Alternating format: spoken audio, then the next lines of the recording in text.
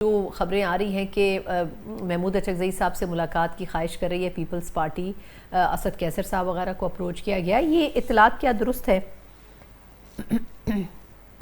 जी शुक्रिया। नहीं, मेरे इल्म में ऐसी कोई बात नहीं है, लेकिन देखें, पीपल्स पार्टी ने पिछले 3-4 माह से पीपल्स पार्टी ने बारहा एक बात की, उन्होंने हमारी बात को ही दोहराया, बहुत देर बाद दोहराया। आधी टर्म तो ख़त्म हो गई है इस हुकूमत की।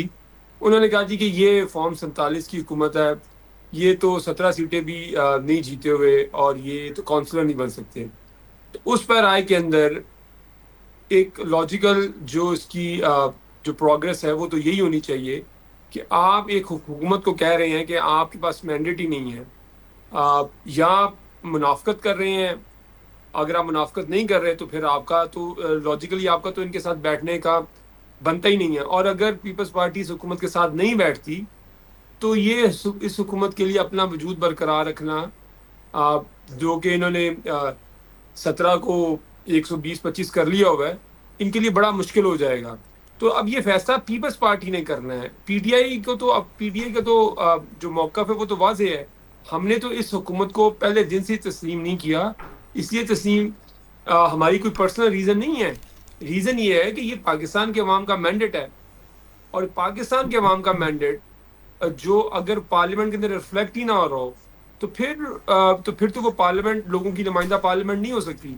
तो पीपल्स पार्टी एक तरफ तो ये कहती है ये फॉर्म 47 की हुकूमत है, दूसरी तरफ पीपल्स पार्टी का सदर इन्हीं के वोटों से बना हुआ है, इन्हीं के वोटों से इनका चेयरमैन सेनेट बना हुआ है। तो ये जब सियासत में जब देखें, जब ये कॉन्ट्राडिक्शन होती है ना, तो फिर लोग आपको सीरियसली नहीं लेते। और पीपल्स पार्टी के साथ आज यही मसला है कि वो इस हुकूमत को कहते हैं कि आप एक इलिजिटमेट गवर्नमेंट भी है, लेकिन ये हम जमहूरियत के लिए, ये मुझे बताएं, ये इलिजिटमेट जमहूरियत कौन सी जमहूरियत होती है? यहाँ जमहूरियत होती है या नहीं होती?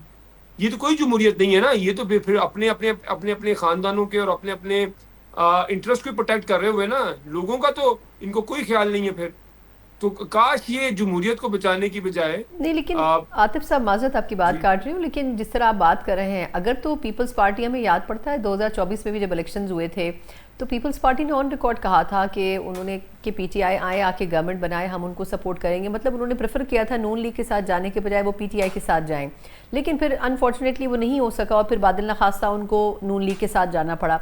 आपके ख्याल में इस अपॉर्चुनिटी को पीटीआई क्यों नहीं इस्तेमाल करना चाहेगी, अगर तो हुकूमत को कमज़ोर करने का एक ऑप्शन मिलता है? नहीं, मैं देखिए, एक तो ये कि आपने जो बात की ना कि 2024 को, जी जी। ये बिल्कुल गलत बात है।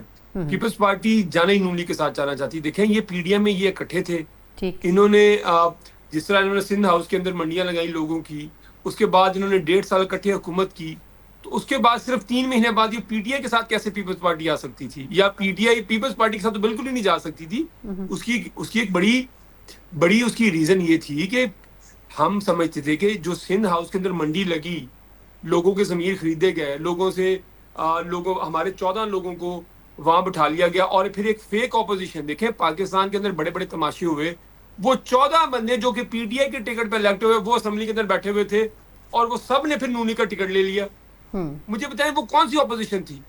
उन सब ने नूनी का टिकट ले लिया, और वो पहले ही, और वो आपने कभी इस तरह की ऑपोजिशन देखी है कि सारी ऑपोजिशन जो कि पाकिस्तान तहरीक इंसाफ के वोटों से इलेक्ट हुई थी, वो जाली ऑपोजिशन बनाई गई 1.5 साल, जिनकी सिंध हाउस में मंडियां लगी, और सारे 3 महीने बाद सारे नून लीग में चले गए, और वो पहले आई इस कमिटमेंट के साथ बड़ी टिकट दिया जाएगा। इंटरेस्टिंग सूरत हाल थी और बड़ी मज़ाका खेज भी थी, लेकिन खैर ये फैसला आवाम पे छोड़ देते हैं, क्योंकि सबने देखा था। कभी आपने देखें, ये है, इसे कहते हैं शैम डेमोक्रेसी।